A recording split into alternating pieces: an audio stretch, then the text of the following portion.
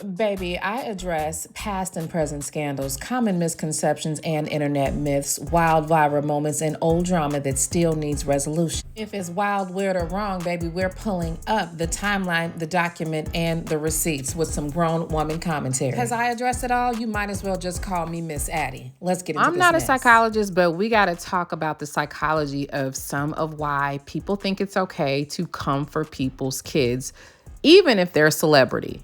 If you've seen this video all over social media this past week, you know exactly what I'm talking about. You ever notice how the world will build a black woman up just to rip her and her children right back down? Beyonce brought her babies on tour this weekend, and instead of celebration, a lot of us saw a bunch of cruelty, not from the usual suspects, but from our own people. Listen, I just want to call out this mess for exactly what it is, and this is something that I've been thinking about and pondering for a while. Black people do not like when another black person has the ability to create black privilege and then executes it. So as much as we hear everybody talking about white privilege and how black people are behind and all of this kind of stuff, it really baffles me. It really confuses me, because as much as I hear all of these conversations amongst the black people and the whole shea butter hotep society, all of this generational wealth talk and how we need to build businesses and we need to do this, when actually that is not what y'all want. Be serious. Y'all, I visited a Tasha K video yesterday, and I'm so sorry, but it got lost in the comments section.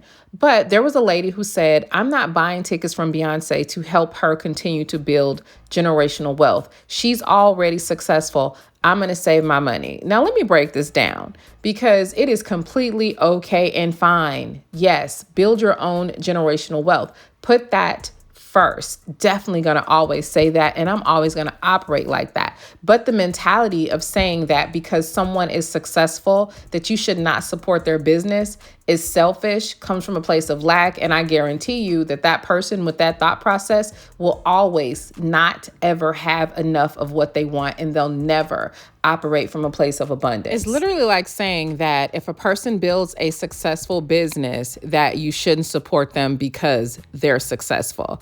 That is like the most supreme way of saying that I'm a hating ass bitch. So let me show y'all what motivated me to do this video and how this started for me. It was the comments for me. I just couldn't believe it. Here's the video, and then after that, we have got to look at these comments. She has the #1 book. Everybody, please say, congratulations, Mama T. 1, 2, 3.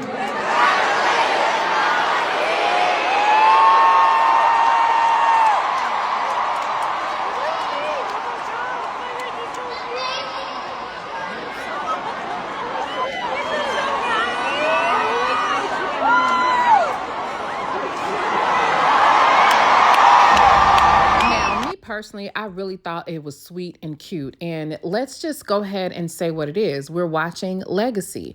And even if you don't like her, if you're not a fan or whatever, you have to admit that we are watching Legacy. We had 3 generations of womanhood sitting up there, okay? Miss Tina was an entrepreneur. She turned her daughter into a success, and now her daughter in turn is doing the same exact thing that her mother did, which is propel her to greatness. Like, what is the use of being extremely successful, filthy rich, and talented if your kids can't directly benefit from it? It almost reminds me of back when Bronny James got drafted into the NBA and everybody started screaming nepotism, which I'm not even sure if that qualified as nepotism, but if it did, so what? Okay, so what do you think? How did the Rockefeller empire become so successful? Because of nepotism. The DuPonts, all of these big names, their children are allowed to benefit from their legacy. That's the name of the game. That's the whole point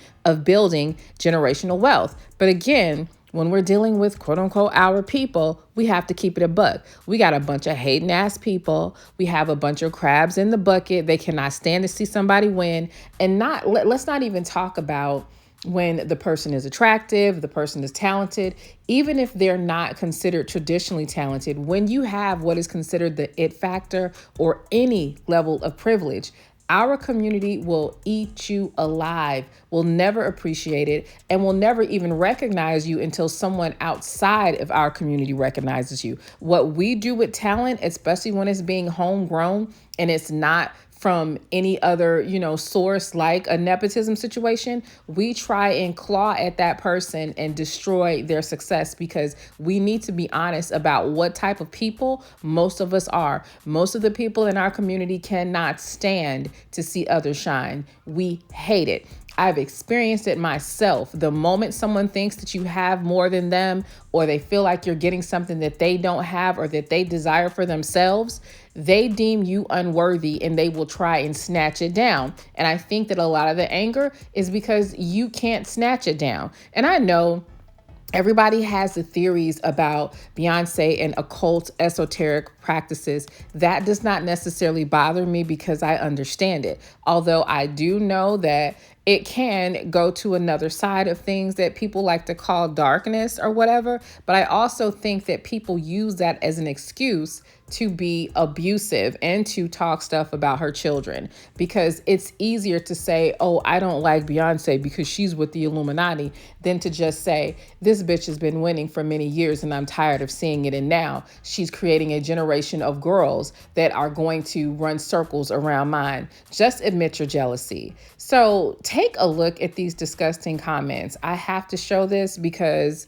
I don't even think people would believe how low down and dirty people are, and understand that even though I'm showing these comments, I'm literally showing the ones that I thought weren't so bad, because some of them are so nasty, so disgusting that I can't even show them.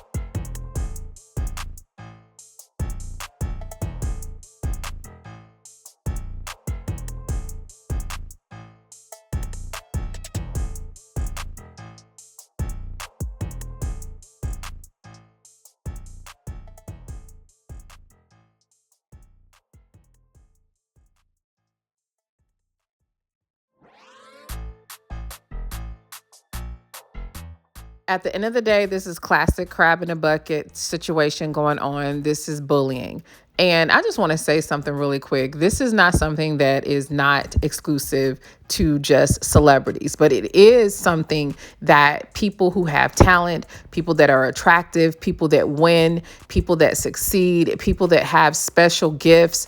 If you're a pretty girl, a handsome person, whatever, people are going to hate on you, especially if your gifts are innate. If your gifts are things that are inside you that can't necessarily be duplicated, it's something that you can't help. I know you can identify with this. Look, take it on the chin, just like Beyonce does. Your success is your greatest revenge, okay? So let me know what you guys think down in the comments section of this situation. I think that this is straight bullying, and people think it's okay because it's her and because it's her children and because they have a certain privilege. But I really want to know, why is it that Black people are not allowed to create privilege for their children? And if you like my commentary, please click like, comment, and subscribe. And if you don't like it, you could still comment, boo. You can still subscribe, because you're bound to return and find something that will entertain you or be of intellectual benefit.